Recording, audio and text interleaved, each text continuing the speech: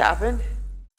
Welcome back, everyone. This is my new Venom Let There Be Carnage post-credit scene video for all the big reports you guys have been asking me about. There's been all this talk about a massive post-credit scene because it was a recent screening, so I'll explain what's going on. And Tom Hardy himself has been posting a lot of Spider-Man related pictures, as well as Andy Serkis confirming big Spider-Man crossover movies.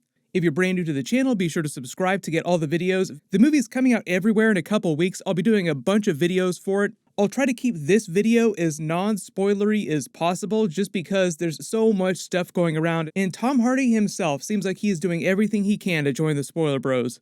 But recently you probably saw there was a special fan screening of Venom Let There Be Carnage in the UK. Tom Hardy and the director Andy Serkis were there hyping the movie up, and it was after that screening last week that all these reports about the post-credit scene started posting. Even Sony's official Twitter account posted about the post-credit scene. One of the people that was at the special screening tweeted a bunch of hype about this huge end credit scene, and the Sony account used their tweet for its own marketing for a little bit before they deleted the tweet. Like, oh, if they're talking about the post-credit scene, maybe we shouldn't be posting this to our official Sony account. The retweet that they deleted just read, "Nah, in my whole life I haven't seen the whole movie theater react as loud as they did to the Venom 2 end credit scene. Sony delivered." I don't know why Sony felt like that was spoilery. Maybe they just wouldn't want people focusing on the end credit scene. But also recently, Tom Hardy posted a picture to his Instagram, then quickly deleted it. He's done this a couple times, and in the picture, he was wearing one of the crew hats from Spider-Man No Way Home. Yes, anybody can wear a hat from anywhere. That's not the spoilery thing.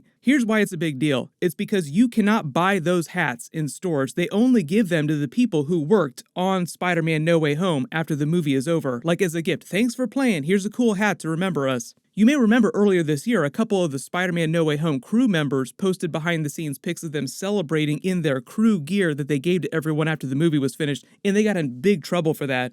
Tom Hardy has done this in the past too, where he posts Spider-Man Venom pictures together and then quickly deletes them. But also recently, around this fan screening, Tom Hardy and Andy Serkis confirmed that Venom and Spider-Man would be crossing over. I mean, we all knew that they would eventually, because Kevin Feige was talking about it a couple of years ago. But this is them actually confirming that it's happening. So this is the clip of Tom Hardy talking about how they're handling the multiverse or Spider-Verse, since we're talking about Spider-Man characters. There's a Venomverse, there's a Spider-Verse, there's multiverses, there's all kinds of canon and lore and mythology to explore, both laterally and forward in time. And I think with the right people and the right planning, it's about making the right choices at the right time, even with foresight of understanding where things may go.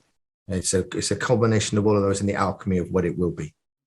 So that conversation was basically him talking about the next Venom movie. It won't be called Venom 3, it'll have a different Spider-Man title. When he talks about the alchemy of the combination of the Venomverse and the Spider-Verse, he's talking about the MCU Spider-Man movies. He's talking about doing a Tom Holland Spider-Man crossover movie as the next big Venom movie, and the lateral forward of it all just means they haven't decided exactly where in the timeline of the MCU movies it'll take place. If they'll jump forward a couple years, or if the movie will take place right after the events of Spider-Man No Way Home. But the title of that movie, whatever it winds up being, the big crossover, would have Spider-Man and Venom both in the title. So my early prediction is that they'll just call it Spider-Man and Venom Maximum Carnage. And they'll just do the rest of the Maximum Carnage storyline from the comics that they don't cover in Venom Let There Be Carnage.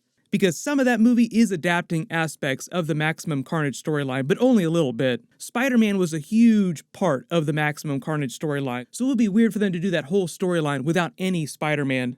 It was basically a giant Venom and Spider-Man team-up story against Carnage, where they put their differences aside temporarily to get rid of Carnage. So it should come as no surprise after all this weird evidence that's been coming out recently that someone also posted a clip to Reddit claiming that it was the actual legit Venom Let There Be Carnage post-credit scene. Now, I can't use the clip in my video here because if it's legit, Sony could copyright my video, so I don't want to take the risk. But because of the recent Andrew Garfield Spider-Man No Way Home deepfake scene, you kinda have to take things like this with a grain of salt. You may have seen recently there have been all these supposed pictures of Andrew Garfield reported to be on the set of Spider-Man No Way Home, and they look kind of weird, like wow, this is like an actual scene, but people are claiming it's from Spider-Man No Way Home. Andrew Garfield was recently on late night television saying, no way man, that's a deepfake, that's not me. And I did see it, and it's a Photoshop. We say no.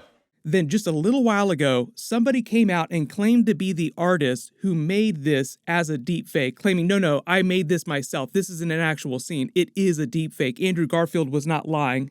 this is not him because I created it whole cloth out of nothing. And it looks pretty legit. Like if you didn't know how deepfakes work, you might think this was a real scene. So that's why anytime there's a big leak like this, you have to take it with a grain of salt. But just based on a lot of people who went to see the Venom Let There Be Carnage early screening in the UK and this audio clip that leaked out, based on these reports, in the Venom Let There Be Carnage scene, Eddie Brock and Venom supposedly defeat Carnage but don't kill him, and then recovering from the fight, they go to a hotel room to chill out, but wind up stepping through a teleportation circle. Now, nobody has said whether or not it's one of Doctor Strange's teleportation circles. They just say he's teleports. Usually you don't get specifics like this because the people that go see the screenings are just casual fans, so they don't give you the really big details like this. But based on the reports, when they step through the portal, their hotel room looks exactly the same, except when they turn the TV on that's in the room, Tom Holland's Spider-Man is on TV, and the clip of him that's playing is the Mysterio scene from Spider-Man Far From Home post-credit scene with Mysterio doxing him. And apparently the Venom symbiote is supposed to look at Tom Holland's Spider-Man on TV and say, tasty, like he wants to eat Spider-Man as a snack. And then Eddie Brock supposedly says, I hate this guy, and then they slam to black. And that's supposed to be the big post-credit scene that everybody's going crazy about. So remember, you just have to take it with a grain of salt. That could be real, it could be fake. But with all this Tom Hardy walking around in the Spider-Man No Way Home crew cap and he and Andy Serkis confirming their next big movie with Venom is going to be the crossover movie, it certainly makes it sound like this post-credit scene is real. And if it is, what that means is they're actually bringing Venom into the MCU to do the Spider-Man Venom crossover instead of Tom Holland's Spider-Man traveling the multiverse and going to the Venomverse for the movie. But you may remember, just a little while ago this year, I did a video after Kevin Feige released this huge preview info dump of all the Marvel Phase 4 movies that are coming up in the Disney Plus series. And during that, people asked him about Venom coming into the MCU, and he basically revised his earlier statement, say, that's totally possible now, never say never. As it relates to any characters that Marvel Studios hasn't brought to the screen yet, having been in Marvel for 20 years, I wouldn't dismiss anything, or I wouldn't rule anything out.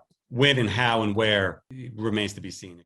Which I think is great that he's open to that kind of thing now. I totally don't mind Venom mixing with the MCU stuff as long as they let Marvel have some creative control and input on this big Spider-Man crossover movie.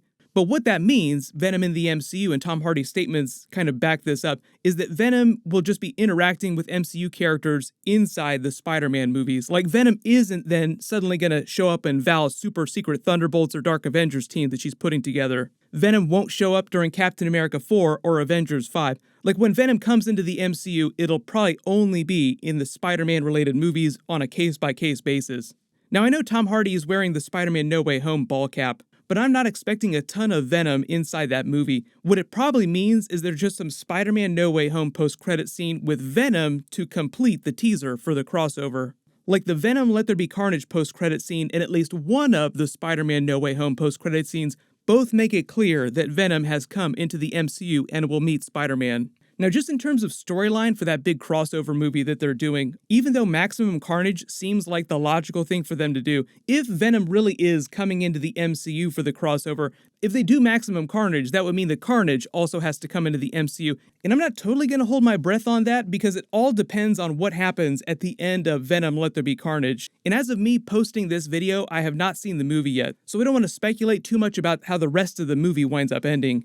But honestly, at the end of the day, I think we all knew that they were going to cross these characters over. It was just a question of how they were going to do it, how they were going to explain it. And this was all happening before the Loki series happened and they had the Kang multiverse war that they teased. After the Loki series, it seemed much clearer, like, it's just going to be the multiverse. One of them will cross over from one of the different universes, and they'll just say that all the Venom movies are taking place in an alternate universe. So if you predicted a long time ago that Venom would come into the MCU eventually, pat yourself on the back because you were correct. But everybody, let me know in the comments, what do you think about this supposed post-credit scene? Do you think it's real? And what do you want them to do for the actual story of the Spider-Man Venom crossover? Everybody just post all your theories for the title in the comments too. The actual movie is coming out in a couple weeks. Of course, I'll do a full post-credit scene video once it does come out, a full Easter eggs breakdown video, and then talk more about what's going on with the big Spider-Man crossover. We'll get a new Spider-Man No Way Home trailer in the next couple of months too. Everyone click here to learn all about what's going on with the Sinister Six inside the Spider-Man No Way Home trailer, and click here for my brand new Marvel Eternals trailer video. Thank you so much for watching, everyone stay safe, and I'll see you in the next video.